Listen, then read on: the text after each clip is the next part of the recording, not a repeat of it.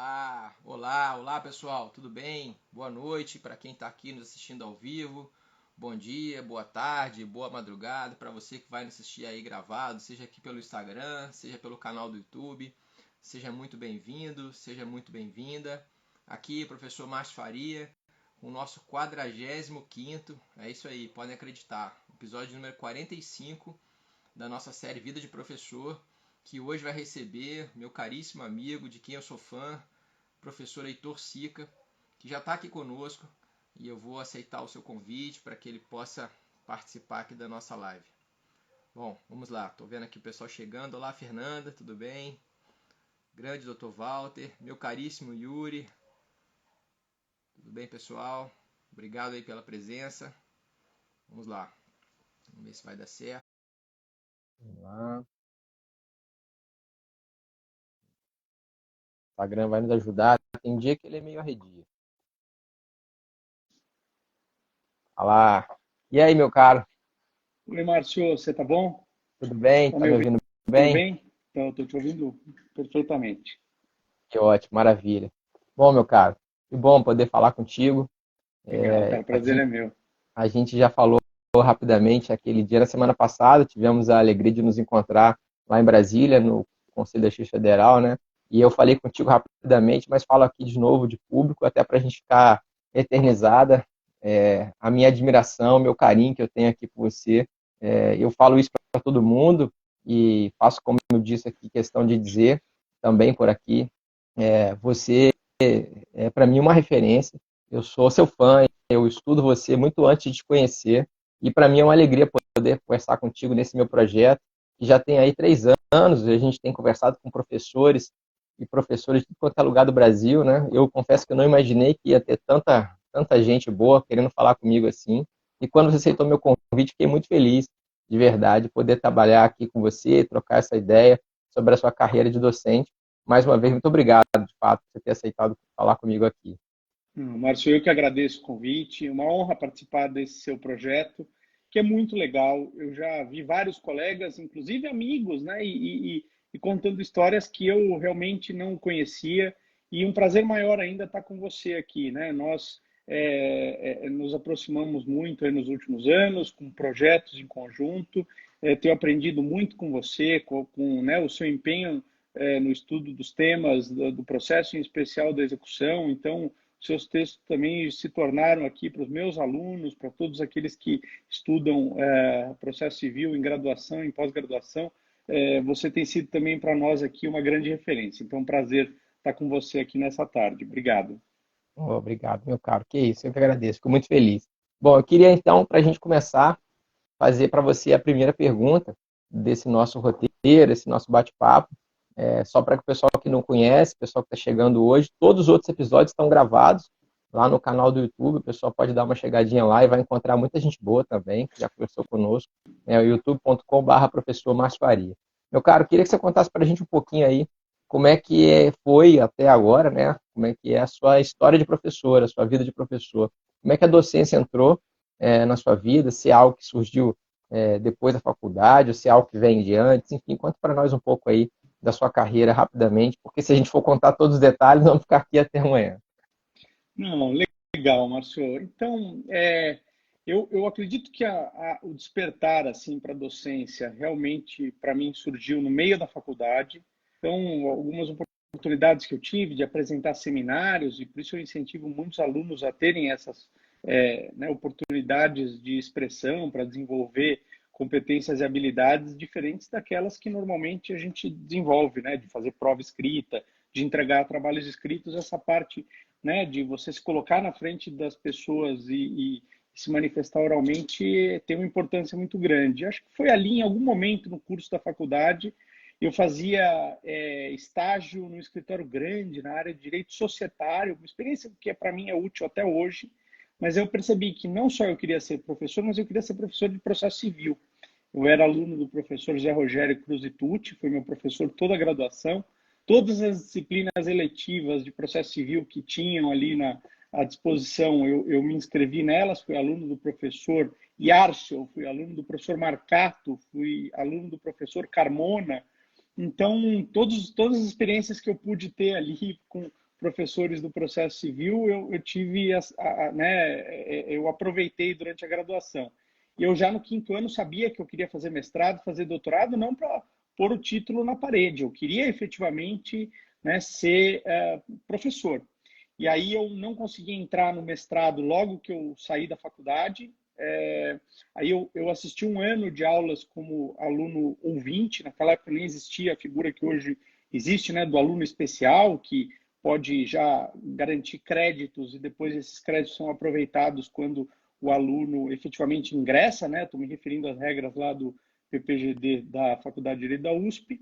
E aí eu fui admitido como orientando do professor Zé Rogério Cruz e Tucci. E nunca saí da faculdade, na verdade, porque eu entrei no mestrado, se a memória não me falha, em 2002, terminei em 2005.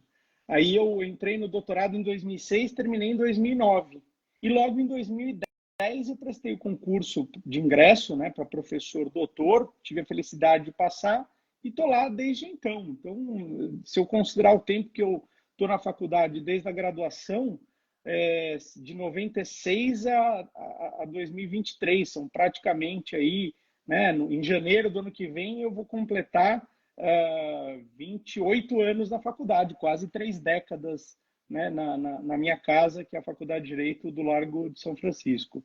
Então, a minha história lá é essa. Eu já dei aula em vários outros lugares, né? Eu fui professor uma época da Unip aqui em São Paulo, antes de eu passar no concurso da USP. Foi uma experiência muito importante para mim. Eu fui assistente do professor Cássio Scarpinella Bueno, na PUC, durante 5 anos. Eu fui assistente do professor Zé Rogério Cruz e Tucci na graduação, na época que eu estava no doutorado. Na época do mestrado, eu fui assistente da professora Paula Fordione, em comercial. Foi uma experiência muito legal. Eu fui professor da GV durante bastante tempo, do curso de pós-graduação. Aí a rotina tornou inconciliáveis aí né, manter a faculdade de Direito da USP e a faculdade de Direito da GV em grau de pós-graduação. E assim, já dei aula, acho que eu já dei aula em quase todos os estados do Brasil, onde me convidavam para dar aula. Hoje em dia eu não tenho conseguido assumir esses compromissos, mas eu sempre gostei muito de viajar pelo Brasil dando aula. Se eu pudesse, eu só faria isso da vida, que meus credores não iam deixar. Os alunos certamente iam gostar muito, mas haveria outros problemas, né? Exatamente. Você sabe que eu não sabia que você tinha sido assistente do professor Cascarpinello. Eu sabia da USP, né? Mas o professor Cascarpinello não sabia. Olha que legal. Tá vendo? A gente já vai descobrindo coisas novas, né? Bom, uma experiência muito legal. Bom, a gente falou de professores, né? E, claro, nossa live aqui é sobre a vida de professor, mas também a gente tem o objetivo de tentar, de alguma maneira, ainda que de forma singela, homenagear os professores que foram nossos professores. E você mencionou aí alguns, mas eu queria, se possível, que você destacasse um ou mais de um, enfim, que você diria que realmente foi para você uma influência, alguém que te fez pensar, olha, se algum dia eu for professor como ele, ou próximo dele ou dela, isso seria algo legal, seria algo interessante. Você pode citar algum ou mais de um, enfim, e aí pode ser professores, meu caro, de qualquer fase da vida. Tem colegas nossos aqui que citam professores do primário, né, do jardim de infância, enfim, fica a seu critério. Não há recorte temporal. Não, eu acho que é difícil que eu fuja de citar 3 professores que para minha formação foram muito importantes. Eu sempre os tive como modelos, assim, profissionalmente, academicamente, mas sobretudo pela presença deles em sala de aula. O professor Zé Rogério Cruz e Tucci foi meu professor do 2º ao 5º ano do curso de graduação, foi meu orientador no mestrado, no doutorado. Fui depois colega dele de departamento, né, na USP até ele se aposentar. Eu fui sócio dele no escritório durante 4 anos, então o professor Zé Rogério é realmente meu mestre desde sempre, um exemplo no qual eu sempre me espelhei. Eu tive 2 professores na graduação e depois eu continuei assistindo aulas deles no pós-graduação, principalmente na época do mestrado, o professor Antônio Carlos Marcato e o professor Carlos Alberto Carmona.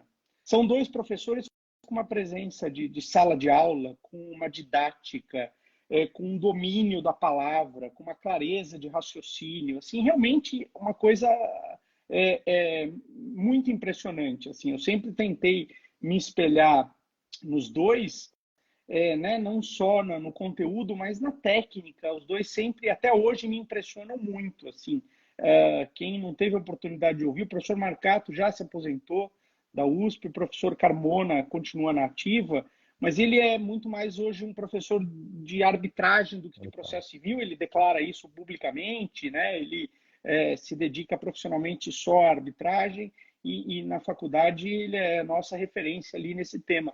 Mas eu me refiro aqui às habilidades dele como professor. Ele é realmente um orador inspiradíssimo, é um professor também cuja técnica sempre me encantou. Então, se eu tivesse que escolher três professores que foram minhas referências, eu diria esses três. E que escolha, que escolha. Infelizmente eu não tive a sorte de ter sido aluno de nenhum dos três, mas assim, tive alguns episódios com os professores que você mencionou e quero aqui rapidamente citar dois. O professor Cruzitucci uma vez, e eu só fui descobrir isso depois, né? Ele citou um dos textos que eu tinha escrito ainda na época do mestrado. Eu escrevi muitos textos na época sobre jurisprudência defensiva, e nós estávamos ali naquele período de anteprojeto do código, né? Nós, particularmente, tinha a ideia equivocada de que o CPC iria resolver, se não muito, boa parte da jurisprudência defensiva, e eu me lembro de ter escrito um texto que saiu na Repro, dizendo que o CPC iria com o 932, na época não tinha, né, ainda esse dispositivo, mas que iria, não, acabou esse problema, isso vai ser algo que vai ficar para a história, né? E ele citou o meu texto, e depois a gente conversou, e eu fiquei muito feliz, porque afinal de contas, quem sou eu na fila do pão, o professor Cruzitucci usar um texto que eu tinha escrito, e a gente daí começou a ter um contato mais interessante, e eu vi, além de toda a didática, de toda a profundidade dos seus textos, como ele é também uma pessoa agregadora, né, que se vale de novos textos, está com a cabeça aberta para professores e alunos novos, isso foi muito legal. E o professor Carmona tem uma história mais interessante, mais legal. Foi agora nas jornadas de Gramado, ano passado, né? E eu me lembro que a gente estava no intervalo ali, esperando voltar do almoço, e ele começou a contar uma história, não sei se você estava, acho que você não estava nessa hora, não. Ele começou a contar uma história, e aquela didática dele, aquela forma dele de falar, né? Parecia aqueles comediantes de, como é que chama, stand-up, né? Um Foi domínio chegando de gente palco, assim, né, que ele tem. Né? É isso impressionante, aí. a forma de falar, o jeito de se expressar, né? E eu falei, bom, se ele consegue fazer isso aqui com professores em 15 minutos, imagina o que seria uma aula de 2, 3 horas assistindo o professor ali tratando, né? Então realmente foi muito legal. A gente estava falando mal de arbitragem, é claro, né? E aí ele, o que você está fazendo aqui? Você não... Congresso de processo, você não tem nada que está aqui. Aí ele ficou lá contando as histórias, foi muito legal. Bom, ótimas homenagens, certamente. Bom, eu queria que a gente agora falasse um pouco, e você nesse longo período de professor, certamente teve inúmeros, né? Mas se você pudesse destacar, Heitor, um momento especial que você teve, ou mais de um, enfim, na sua carreira de professor, e queria que você também pudesse, se possível, dizer algo que não foi assim tão bom, né? Porque muitos dos nossos alunos aqui assistem às nossas lives, pessoas que estão começando a carreira de docente, e normalmente quando alguém vai falar de professor, também só fala coisa boa, né? Não, que ser professor é isso e aquilo.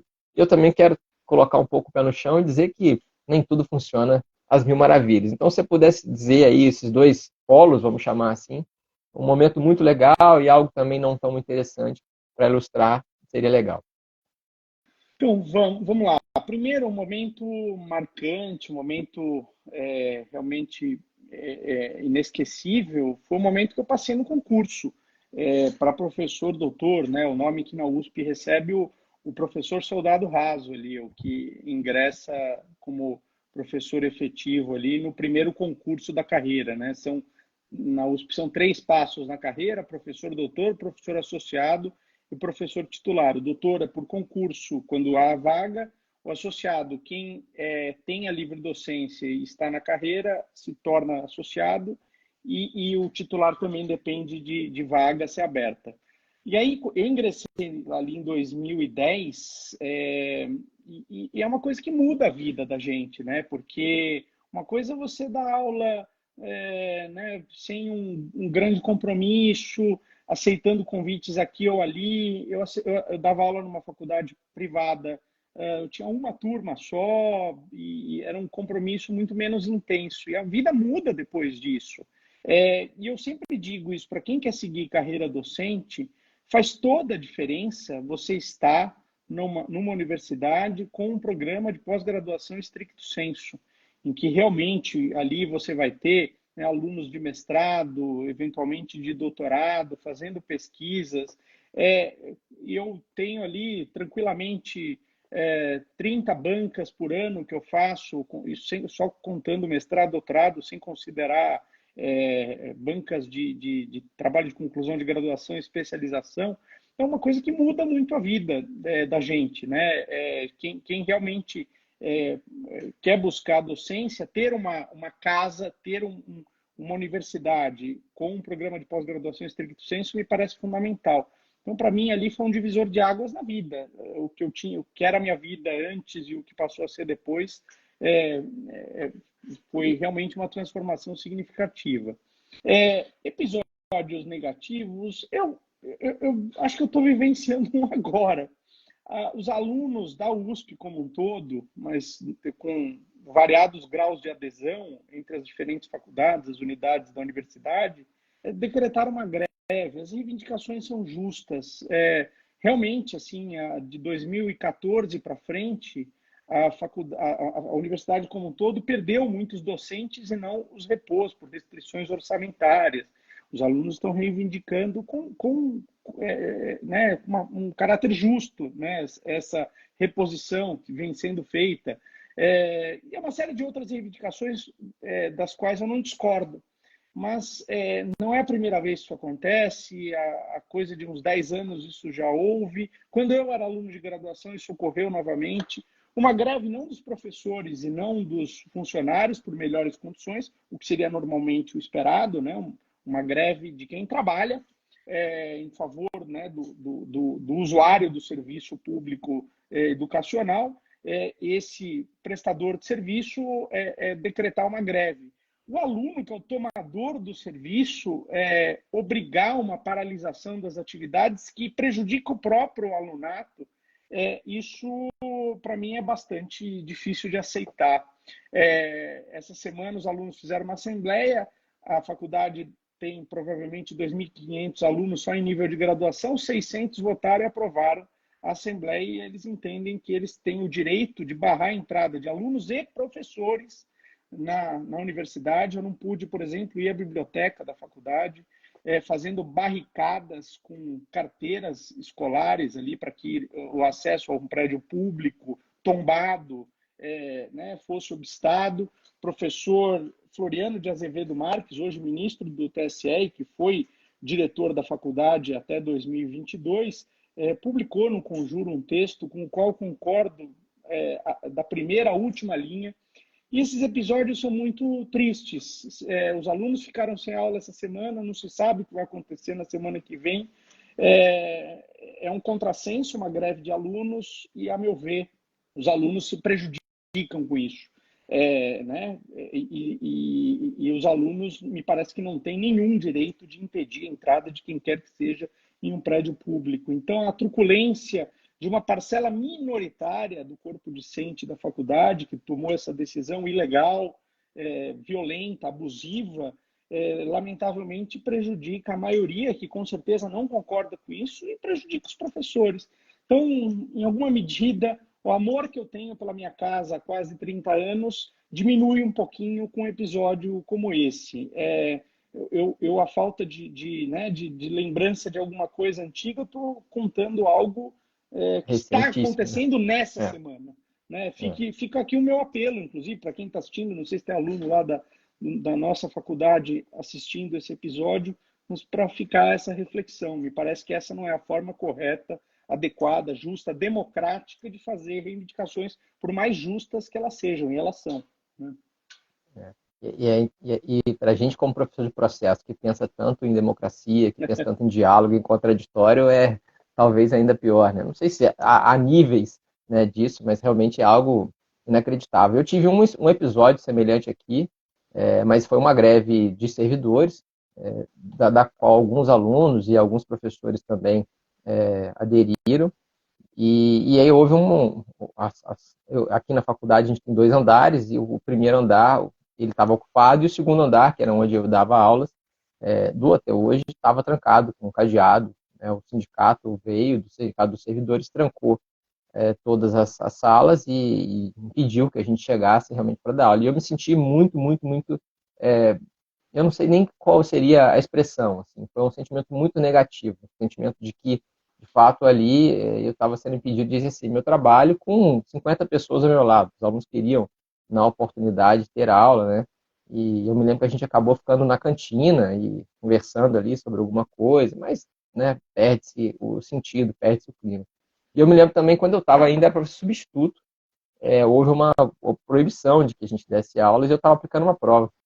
E aí chegou o sindicato realmente para tirar todo mundo de sala de aula, alguns representantes, claro, né, isso já há 20 anos atrás, praticamente, aproximadamente, e aí eles viram que os alunos estavam fazendo prova e falaram, não, pessoal, então diante disso a gente vai esperar os alunos não perderem a prova, mas a partir de amanhã só não pode vir. Acabou que depois disso a greve se resolveu, mas também foi um sentimento muito ruim. E quem sabe nesse nosso apelo, ainda que pequeno, surta algum efeito. Eu tinha lido uma postagem do professor Gajardoni a respeito, ele também corroborando as críticas que você mencionou, até porque me parece que não seria possível ter de outra maneira, mas de fato isso é muito ruim. E foi bom você ter tocado nesse assunto, né, para a gente poder ver que outras coisas também influenciam a nossa carreira.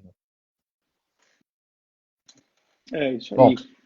Fica o é, apelo aí e, para que isso se resolva logo. Parece que tem uma assembleia dos é, alunos na próxima segunda, todos torcendo aí para que essa paralisação se encerre.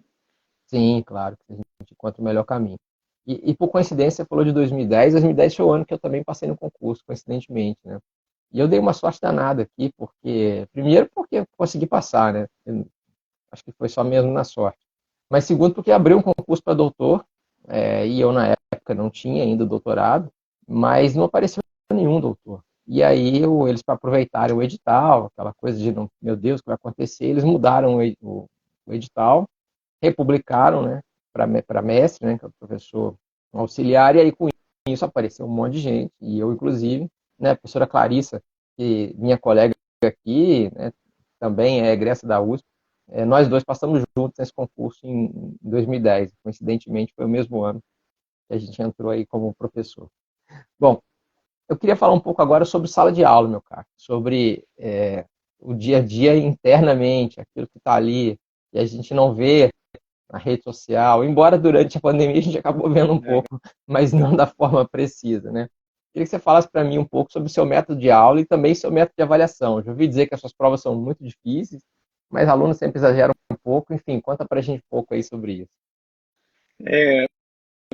eu tenho uma preocupação, Márcio, de fazer um equilíbrio entre o que eu preciso tratar em sala de aula e o que eu quero que o aluno vá buscar de informação por si próprio. Então, o que eu costumo fazer é sempre, né, ter aulas expositivas em que eu possa, pelo menos, passar pelos principais pontos do programa, da disciplina que eu vou ministrar, de tal sorte que, pelo menos, uma introdução ao tema o aluno já tenha. Eu acho que essa exposição inicial que permita ao aluno ter uma porta de entrada para estudar um determinado assunto que ele até então desconhece, isso eu acredito que seja bastante importante, do que esperar que o aluno possa, sozinho, buscar informação por si só, estudar sozinho e conseguir ter uma visão adequada daquilo. Porque eu, além de tudo, não só acredito que essa exposição seja uma porta de entrada importante, mas a sala de aula ser um espaço de dúvidas, de debate, de provocação. Então, eu tento, tanto quanto possível, que minha aula seja o mais participativa possível. Não vou dizer que eu faço efetivamente, né, um método de diálogo socrático. Uma outra vez eu provoco um pouco mais a participação, mas eu vejo o papel importante que a exposição tem. Francamente, né, isso sempre funcionou para mim. E a impressão que eu tenho é que isso tem uma importância muito grande para o aluno. Eu vejo muitas críticas, porque o nosso ensino jurídico ainda é um ensino do século XIX, o método Coimbrão.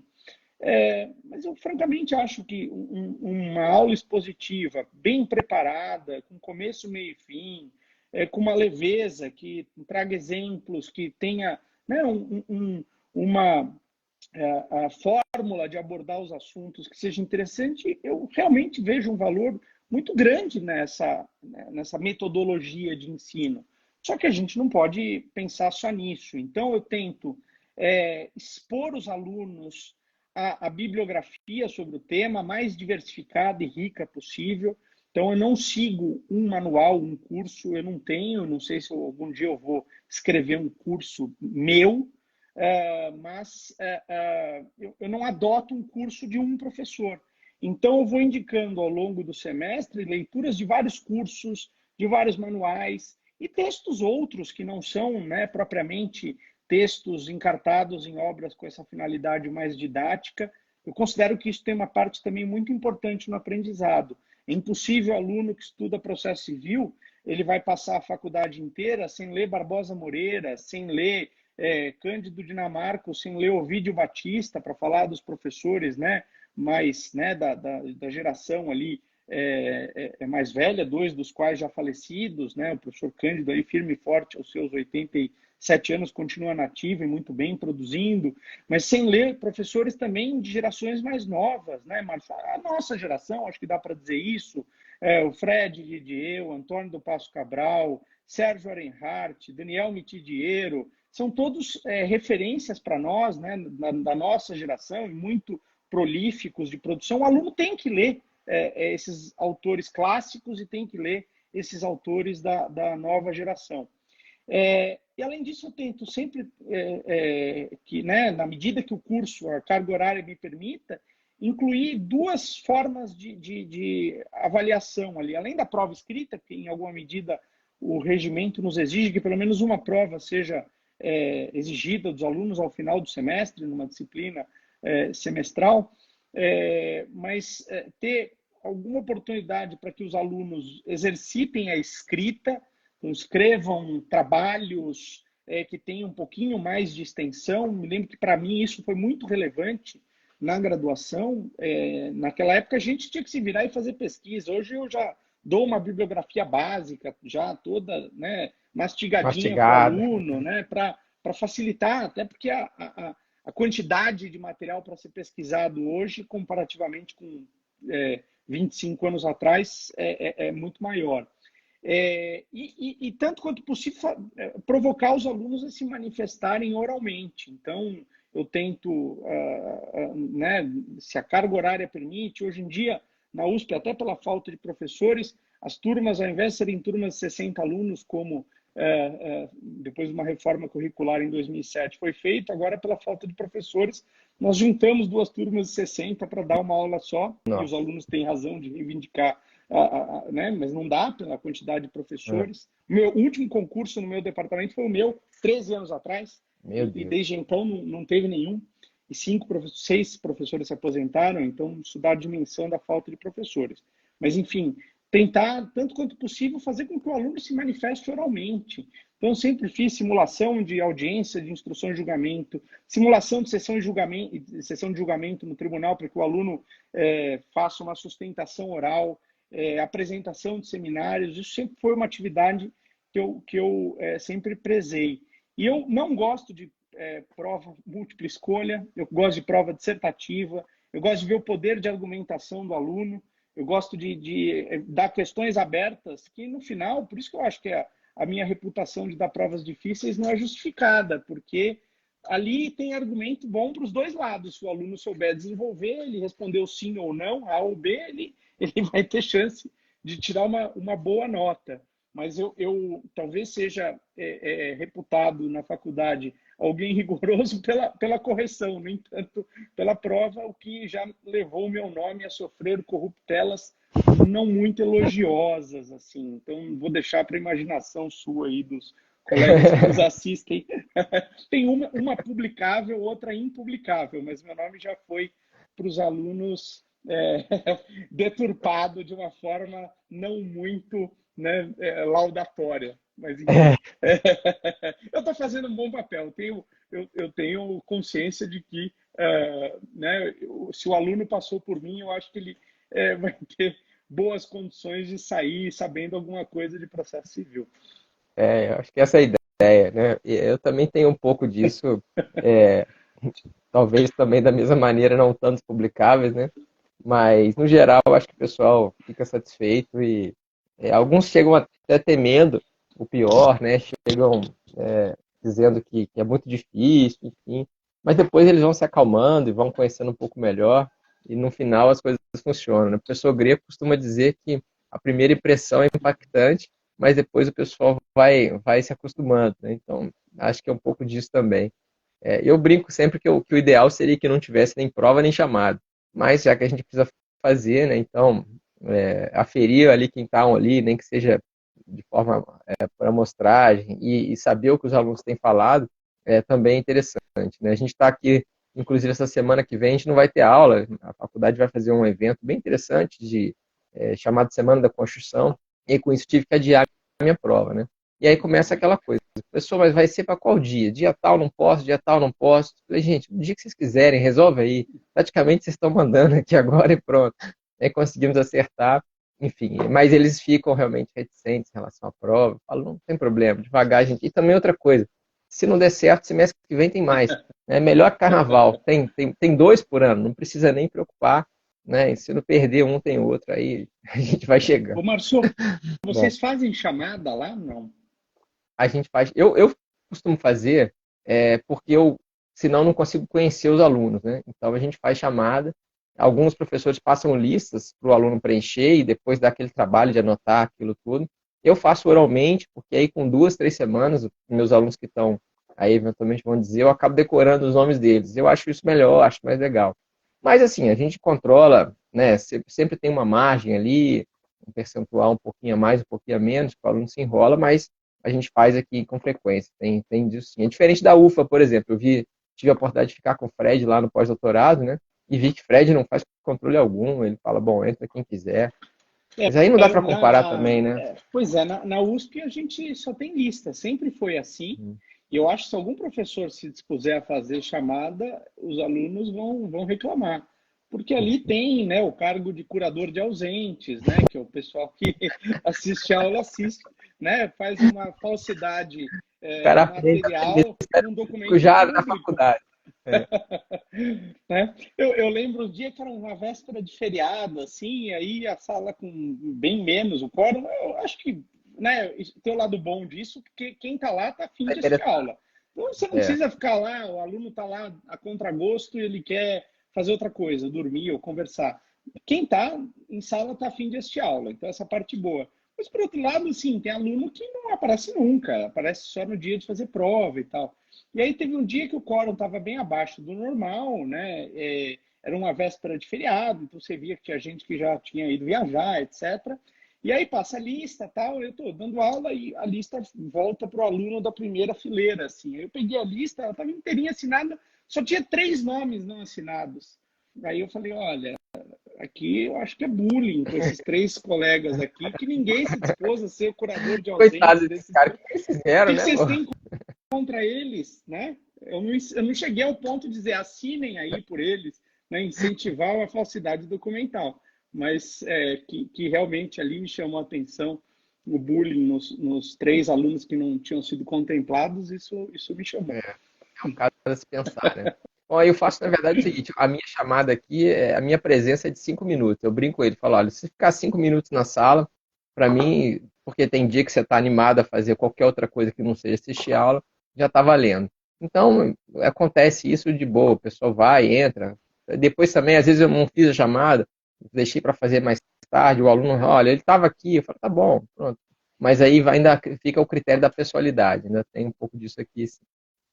Bom, eu queria falar um pouco agora sobre uma outra atividade que você exerce muito bem e que nós, professores, acabamos tendo que exercer também, mas que nem todos exercem dessa maneira e muito menos com a sua qualidade, que é a atividade de escrita. Né? Você é doutrina, eu estou falando com a doutrina aqui. Né? A gente brinca sempre, fala, o que será que a doutrina pensa a respeito disso? É só perguntar para a doutrina, ela está aqui na minha frente. Né? Você é um autor renomado, você tem inúmeros textos, livros, eu vou me permitir mostrar apenas um que eu gosto muito aqui para o pessoal, que fala sobre a cognição do juiz na execução civil, é um livro que eu sempre indico para os meus alunos, e dentre vários outros que você já escreveu. E eu não sei o que você acha, Cico, mas pelo menos nos últimos tempos eu tenho visto muitos alunos com dificuldade para poder escrever um artigo, a monografia, o TCC, ou o TC, o nome varia aí pelo Brasil afora, né? E todos dizem que tem aquela famosa síndrome da página branca. Pessoa, o que posso fazer para poder sair dessa inércia que eu me encontro? O que eu faço para escrever? E aí eu te devolvo a pergunta, então, que eu recebo com frequência, né? Qual dica que você pode dar para quem precisa escrever um texto? Como é que você faz para escrever seus textos? Você tem algum método, alguma dica, algum horário específico que você fala? Uma poção mágica que você toma para poder escrever tanto livro assim? Enfim, conta para a gente um pouco sobre isso. Não, a pergunta é muito boa, Márcio, porque é uma coisa que todo mundo que produz tem dificuldades, né? Não sei, eu já citei uma vez, não lembro em que texto meu, uma epígrafe do Churchill. O Churchill tem uma produção, né, literária muito relevante. Ele escrevia assim: escrever um livro é como uma aventura, começa como um gosto, depois você se converte em um escravo do seu livro e no final você mata o livro quando você não aguenta mais e você joga para o público depois de não aguentar mais e tal. Então, ali tem algumas coisas interessantes, né, que ele fala, mas eu acho que o processo não é exatamente igual como ele diz, porque ele diz que no começo já é uma maravilha, e quando em realidade não é assim. Eu acho o começo sacrificante e o final sacrificante. O meio é a parte boa da coisa, quando você vê o trabalho evoluir. E eu acho que não existe uma fórmula mágica para todo mundo, né? Porque cada um vai ter uma forma diferente de trabalhar. Mas eu tento, inclusive falando isso para os meus alunos, né? Eu oriento muita gente no TCC. Tem um limite de 20 alunos. Teve um ano que eu orientei 20 alunos de TCC. Eu quase morri, porque eu li tudo que os alunos escreveram, fiz reunião, etc. Naquele ano, a faculdade formou 400 alunos, eu orientei sozinho 5% de todo mundo ali. Porque eu tento fazer, porque eu acho que é muito importante essa atividade. O professor Zé Rogério, quando foi meu orientador, ele foi orientador, né, exemplar, e eu tento seguir esses passos. Mas eu acho que a gente tem que começar assim, tentando partir de uma pergunta.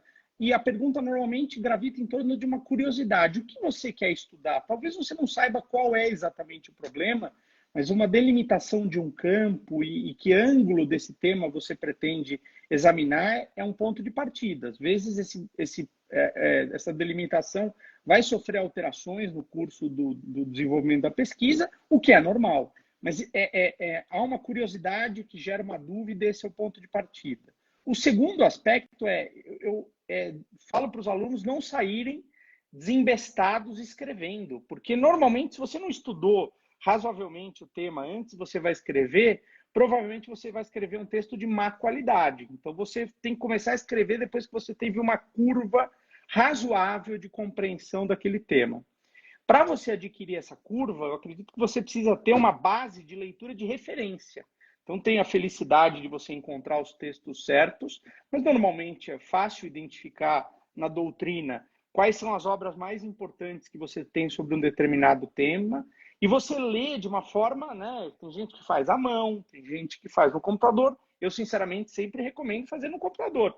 É você fazer fichamentos disso, e até hoje faço dessa forma, com anotações, porque depois você vai voltar aquelas anotações. E se elas estão no computador, você vai dar um Ctrl L ali para localizar palavras e você vai passando pelo texto que você compilou ali de fichamentos e você vai conseguir encontrar mais fáceis essas informações. E já coloca a referência bibliográfica completa para que você, quando for transpor isso para o texto, você já tem, né, isso pronto, não precisa ter o retrabalho de buscar a referência se você não anotou. E aí, depois que você tem essa base de estudo com base em obras de referência, eu proponho isso para os alunos, eu aplico isso, você aí começa a escrever. E aí você tem que ir dosando escrita e pesquisa. Se você ficar pesquisando, juntando informação, fichando, você fica com um mar de informações que causa uma angústia, porque você vai ter dificuldade de organizar aquilo para depois passar essa pesquisa, né, para ela ser uma base para um texto. E, por outro lado, sair escrevendo sem ter muita base, o texto vai sair de má qualidade. Mas é uma tarefa que durante a execução de um trabalho, ler bastante voltar na pesquisa. Até porque enquanto você está lendo, você vai encontrar a bibliografia que você não conhecia e chega num ponto que todo mundo acho que passa por isso. Você não termina a pesquisa, você desiste dela. Com a quantidade de material que a gente tem disponível hoje, quem gosta de pesquisa de direito estrangeiro, principalmente, a facilidade que a gente tem hoje de achar coisa na internet ou comprar livros online, isso faz com que, né, o mundo para você pesquisar um tema, mesmo que ele seja mais recortadinho, é enorme. E eu vejo esse trabalho, né, de fazer uma base, começar a escrever, voltar para a pesquisa, escrever um pouco mais, voltar para a pesquisa, escrever um pouco mais. E cada uma dessas etapas, o ideal é que você consiga dividir os tópicos, os textos em caixinhas e você consiga organizar, né, para ir escrevendo na ordem. Porque escrever fora de ordem, no mais das vezes, não dá certo. Eu não sei na sua experiência, mas depois você escreveu o terceiro capítulo e você escreveu o primeiro e o segundo ficou ali perdido, você vai ter muito mais trabalho para fazer a amarração deles, né, se você não escrever na ordem. E eu não consigo evoluir se eu não tiver muito clara a estrutura na minha cabeça. Eu preciso ter um plano de voo. E às vezes o seu plano de voo tem que mudar. Às Sim. vezes você vai encontrar tempestade, às vezes você achou que você conseguiria desenvolver uma ideia porque você leu pouco sobre o tema, mas a hora que você aprofundou, você falou, não, essa ideia é insustentável, eu não consigo seguir esse caminho, né? E eu acho que isso vale para todos os trabalhos, desde os mais simples, desde o aluno que está ouvindo a gente aqui, que vai fazer isso no trabalho de conclusão da graduação, até o cara que está escrevendo um doutorado, ou vai, né, livre docência, que na USP tem ainda, são trabalhos, obviamente, que o nível de exigência é cada vez maior em cada uma dessas etapas. Mas eu acho que a lógica continua a ser a mesma. E eu acho que eu só não escrevo mais, eu acho que eu poderia ter produzido mais, porque tem coisa que eu já escrevi e que está aqui parada. Eu tenho uma pastinha que chama Esquecidos. Porque coisa assim que eu pesquisei, eu não me senti suficientemente seguro de publicar, porque eu falei, não, isso aqui não está bom, eu preciso trabalhar mais. E às vezes você perde o bonde da história, temas que você estava estudando e que se você tivesse publicado naquele momento, mesmo que a ideia não está totalmente formada, você já vai colocar a sua ideia para debate das pessoas e, né, eu perdi vários bondes aí de ideias legais que eu poderia ter colocado para discussão e que eu não pus. Quem era assim, tinha o professor titular de processo penal na USP, que era o professor Pitombo. Versões inacabadas de textos dele circulavam assim clandestinamente, que os orientandos dele pegavam e aí começava a passar. Era como a tese de doutorado do professor Donaldo Armelin sobre embargos de terceiro. Quem tinha uma cópia desse trabalho, que era raríssimo, era uma preciosidade. Mas ele nunca quis publicar. Ele defendeu e não publicou. Foi publicar agora em 2017, porque os discípulos dele perturbaram muito e tal. Então, eu acho que é isso, assim, não tem a receita, é muito trabalho, é muita transpiração. Você escrever uma tese é um momento em que você passa por uma montanha-russa de emoções. Tem hora que você fala, isso aqui está um lixo, isso aqui eu vou apagar e vou jogar isso aqui fora, isso aqui não presta para nada. E tem momentos de euforia, assim, que você fala, nossa, agora sim, eu pus o ovo em pé, eu estou iluminando o breu da ignorância do mundo com a luz do meu saber. E não é nem uma coisa nem outra, assim, né? Você vai ali no meio, entre essas emoções aí, né, conflitantes, mas no final, assim, um trabalho sério, que revelou uma boa pesquisa, né, que suscitou a reflexão, é um bom trabalho. Talvez do doutorado para frente exista uma exigência maior da originalidade, do ineditismo, mas eu digo, para o aluno de graduação, para o aluno que está fazendo monografia de especialização, ou mesmo para o mestrado, o mais importante é que esses trabalhos tenham uma pesquisa séria. É preciso que o examinador, o orientador, vejam que você efetivamente estudou. Esse ponto é o mais importante. Do doutorado para frente, a história é outra. Sim, Mas claro. né, ninguém precisa pôr o ovo em pé até o mestrado. Dali para frente, de lado, pelo menos o ovo tem que ficar. É. E eu vou reforçar essa sua fala final, que você disse no começo, sobre o estudo, sobre o aprofundamento. Um caso que eu conto às vezes em sala de aula.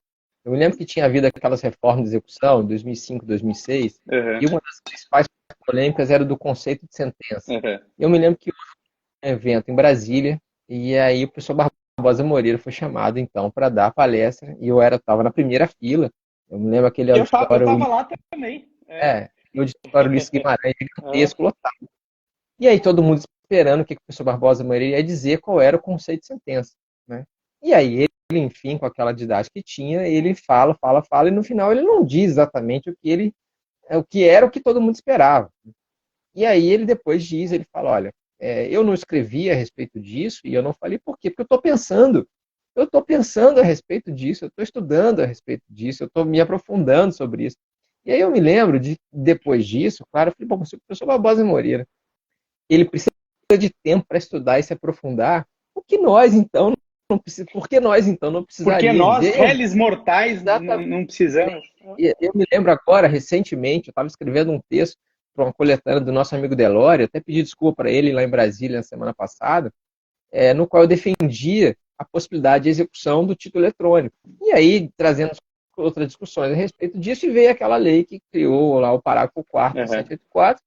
Aí ele falou, não, mas você pode escrever. Eu falei, mas Delora, eu preciso pensar, eu preciso refletir, não é assim, entendeu? E aí perdi a oportunidade de publicar no livro que ele tinha me chamado, fiquei triste, claro, mas exatamente, eu acho que a gente precisa passar por esse período para essa curva poder chegar na ascendência e você de fato está maduro o suficiente para escrever, né? E eu, quando você foi citando da tese, eu te passei exatamente por essas fases. Tinha dia que eu acordava e falava assim, o que eu estou fazendo na minha vida? Por que eu me enfiei nisso? Eu não precisava disso.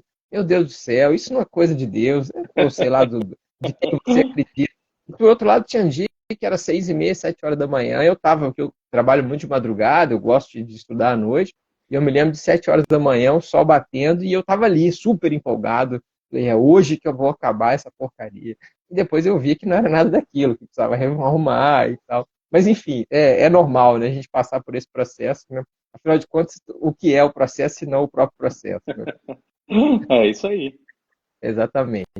Bom, meu cara, eu tô vendo um monte de gente deixando mensagem aqui e eu não tô te interrompendo para a gente não perder tempo sobre isso, mas tem muita gente boa aqui nos assistindo. Eu já vi Fabiano aqui, já vi Luiz Vale passou por aqui, e, enfim, vários professores amigos nossos, vários amigos nossos aqui, meus aqui, alunos também estão por aqui. Eu peço desculpas, eu não vou nomear todo mundo, senão a gente vai ficar a live inteira falando aqui de todo mundo. Léo passou também aqui, Léo da UFOP, enfim, muita gente boa. Muito obrigado, pessoal, pela sua presença. Meu caro, queria te perguntar uma outra coisa muito importante para a gente aqui. Além de professor, você é um advogado de mão cheia, você tem causas espalhadas pelo Brasil afora, você reconhecidamente é um grande advogado e você não deixa, por outro lado, de ser também um grande professor. Como é que você acha que essas duas carreiras elas se relacionam e você acha que isso te ajuda ou te atrapalha para o exercício da docência? De que maneira você consegue lidar com essas duas realidades, em que às vezes são muito próximas, às vezes são tão distantes? Enfim, conta um pouco para nós essa sua outra função. Olha, Márcio, assim, você falou aí de causas, Brasil. Na verdade, assim, eu me sinto de verdade, assim, não é falsa modéstia, mas eu sou um advogado de província. Eu advogo pouco nos tribunais superiores, STF quase nunca, STJ pouco, mas eu não me sinto minimamente ali, né, como alguém que possa bater no peito e dizer, não, eu atuo nos tribunais superiores. Eu sou um advogado que me considero, eu me lembro o ministro Peluso falando isso, olha, eu fui para o STF, mas eu era um juiz de província, um juiz de carreira em São Paulo, eu sou um advogado de província, eu me sinto assim. Eu acho que equilibrar a docência e a academia é uma arte.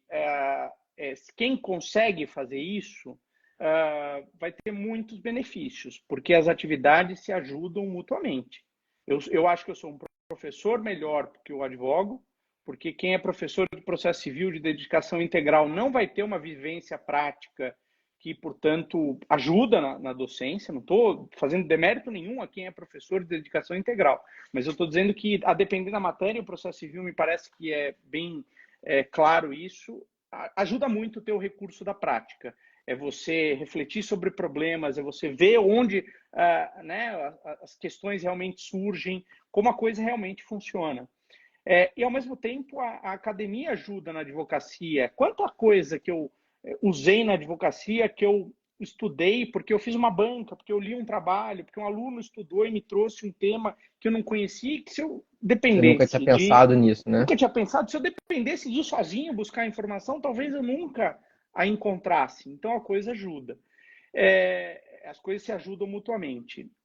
Eu acho que muitos passam por isso, eu não sei se você também, né, como né, na mesma condição que eu, né, levando as duas carreiras, se você tem isso de épocas que você é um professor que dá aula, um advogado que dá aula, e épocas que você é um professor que advoga.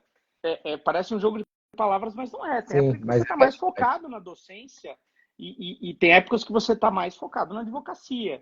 Então, que épocas que eu fiquei mais focado na docência?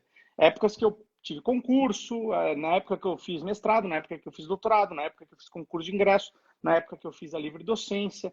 Então, são épocas que você tem um grande projeto e você se foca para aquilo. Na época que foi aprovado o novo CPC, eu fui convidado assim para comentar né, o código em obras coletivas ou em volumes de coleções. Então, foi uma época que eu fiquei muito dedicado para a academia. E se eu fosse só advogado, provavelmente eu teria uma clientela maior do que eu tenho hoje.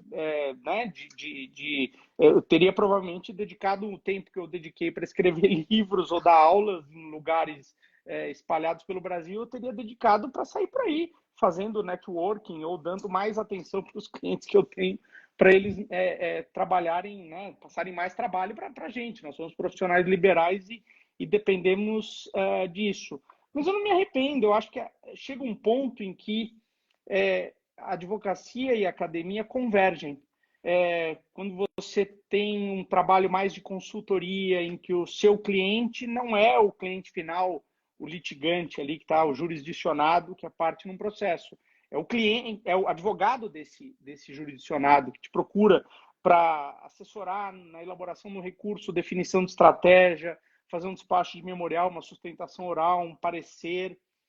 Então, eu acho que, no final, né, durante um tempo, equilibrar as duas carreiras é mais difícil, porque você tem uma atividade mais, vamos dizer, do advogado que pega a causa do começo até o fim e atender cliente, conquistar clientes e manter clientes, que talvez seja mais difícil manter do que conquistar, dar atenção, ficar, né, atendendo os chamados do cliente, mas acho que chega um ponto em que você consegue equilibrar mais isso.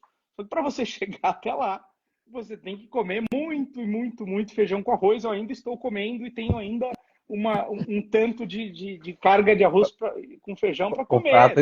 Né? O prato está cheio ainda, né? Eu tenho muito, muito ainda para comer. Mas eu acho que é isso. Quem se propuser a fazer isso, que conseguir levar a advocacia, conseguir levar a academia, fatalmente vai chegar nesse ponto. Né?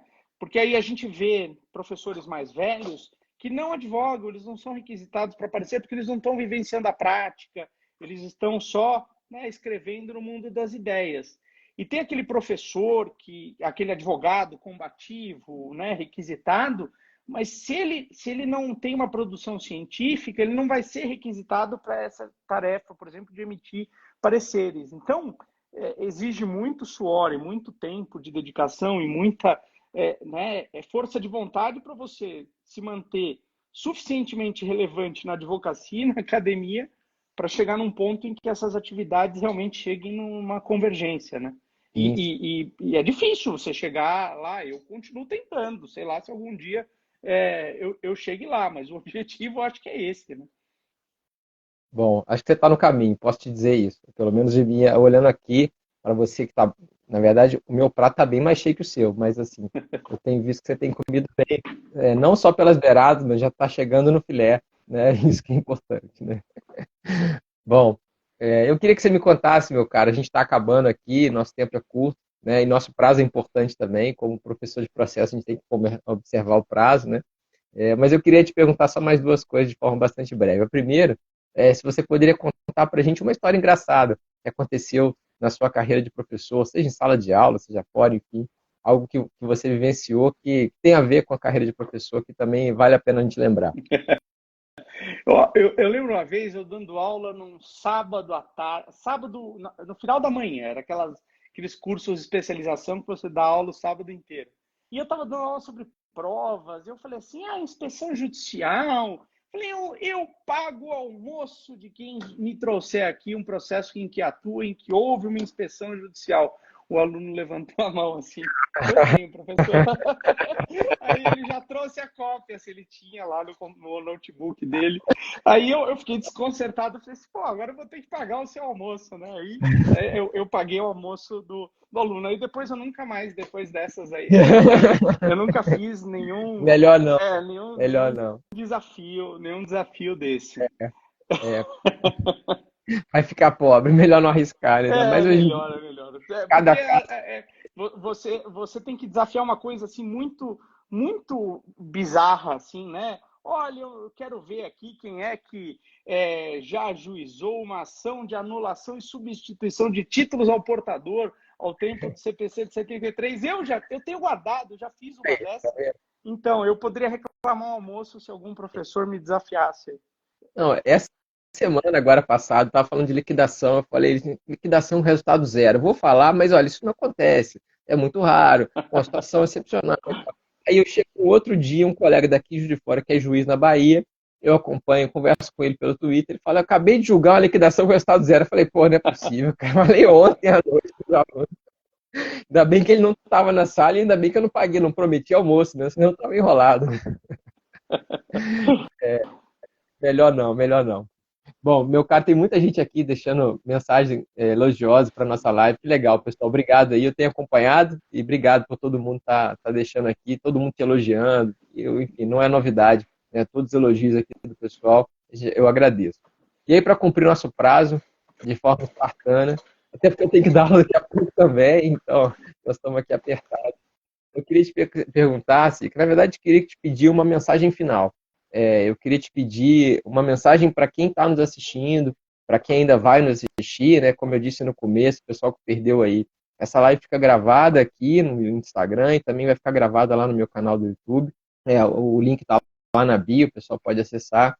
Queria que você deixasse uma mensagem para quem já é professor e eventualmente está desanimado com a carreira, porque a gente sabe das dificuldades, ou também aquela pessoa que está nos assistindo e que pensa em ser professor, que talvez está na graduação ou acabou de se formar. Para que esse grupo de pessoas, vamos dizer assim, que gostaria de ser professor, mas que talvez está na dúvida, o que você poderia dizer para eles como uma mensagem final? Já aproveito também para te agradecer por essa prosa maravilhosa. O que eu diria é o seguinte, em primeiro lugar, preciso saber que tipo de professor você quer ser. Um professor de uma universidade que tenha programa de pós-graduação, ele não pode ser só um professor, ele é um professor e também um pesquisador. Ele tem, né, metas de artigos a publicar, etc. E isso não combina, por exemplo, com um colega que só quer estar em sala de aula, e tem ótimos professores que vão dar aula em cursinhos preparatórios para concurso público, que tem uma importância muito grande. Preciso saber exatamente qual é o seu perfil. Segundo ponto, sendo bem pragmático aqui, né? Você tem, do ponto de vista até financeiro, quem quiser realmente dar aula, há um campo em que a aula é muito bem remunerada, aulas em cursos de especialização, cursos de extensão, em que não se compara o que se ganha aí com o que se ganha na graduação, sobretudo, né, não preciso falar na universidade pública, mas mesmo na universidade privada. Ou seja, é possível viver de dar aula tranquilamente. E o último ponto a considerar é isso, assim, quem aceitar o desafio de ter um pé em cada canoa e ter a sua atividade profissional e a sua atividade docente vai ser um melhor docente. Junção das duas coisas é realmente um ativo que, seja na magistratura, no Ministério Público, na advocacia, quem tiver vai se dar, né, provavelmente ser um profissional melhor, um docente melhor, e essas atividades vão se completar. Eu né, incentivo a quem esteja na atividade profissional que considere realmente, né, se achar que tem vocação, que persiga isso, porque eu realmente sou muito feliz fazendo essas duas coisas, por mais sacrifício que isso nos impõe. Eu tenho certeza, né, Márcio, que é a mesma coisa com você. A gente gosta muito de fazer isso aqui que a gente faz. Né? Vamos aqui, né, nessa sexta. Sabe, isso aqui é um bate-papo, mas aqui é uma atividade meta acadêmica, porque a gente está falando, né, para os nossos colegas, alunos, enfim, sobre o que é ter uma atividade docente, né? Mas Não, acho que é isso. você tem toda a razão. É algo que, se você de fato gosta, como você bem colocou, algo que muda por completo a nossa vida, né? Eu tem dias que chego, dou aulas aqui à noite também, né? A gente tem aqui curso de manhã e à noite, e tem dias que eu chego na faculdade, quarta-feira, por exemplo, meu horário é muito agradável, é de 21 às 23. Você pode imaginar, assim, que é um horário, né, que o pessoal está super animado. E tem dias que eu olho no relógio, faltam 7 minutos, eu falo, gente, eu ainda tenho mais 7 minutos e vou até o último, e eu estou ali cheio de energia, embora por dentro morto, né? Mas porque ali é muito recompensador ver os alunos ali interessados, ver que a gente está conseguindo ajudá-los de alguma maneira, né? Passar aquilo que a gente estuda, isso é muito legal, né? E acho que se a gente pode deixar uma ideia para esse nosso futuro colega, é isso, gostar do que faz, né? Porque realmente é bastante difícil, mas também muito recompensador. É isso mesmo. Concordo contigo. Voto com o relator, se estivéssemos aqui, então, num plenário, né? Bom, meu caro, queria mais uma vez te agradecer muito por o seu tempo. Eu sei que ele é precioso, né? Numa sexta-noite você está aqui comigo e também falando tantas coisas legais aqui para os nossos alunos, nossos amigos, nossos colegas professores. Foi realmente muito, muito, muito bom. Fico muito feliz, de fato, por você ter aceitado o meu convite. Você sabe que, como eu disse no início, eu tenho aqui, além de um amigo, você tem aqui um fã. E cada vez mais agora posso dizer, conhecendo um pouco mais a sua história, que eu estava certo realmente quando eu disse no início que ia ser uma live sensacional. De verdade, muito obrigado. Boa noite para todo mundo que estava aqui. Por favor, a palavra final é sua, para a gente poder encerrar. Márcio, obrigado, viu, querido? Eu fico feliz aqui de participar desse projeto. Já tinha visto várias né, conversas suas com vários outros colegas. Fiquei muito honrado com o convite e conte aqui comigo. Você tem aqui um parceiro, um amigo aí para atividades profissionais, acadêmicas, mas principalmente espero que a gente possa, né, se ver mais pessoalmente aí e termos oportunidades aí de convívio, cultivar essa nossa amizade que para mim é muito cara. Obrigado, viu? Obrigado você. Recíproca é verdadeira. Forte abraço, meu caro. Obrigado, pessoal. Abraço, pessoal. Valeu. Tchau, tchau. Boa noite. Tchau, tchau.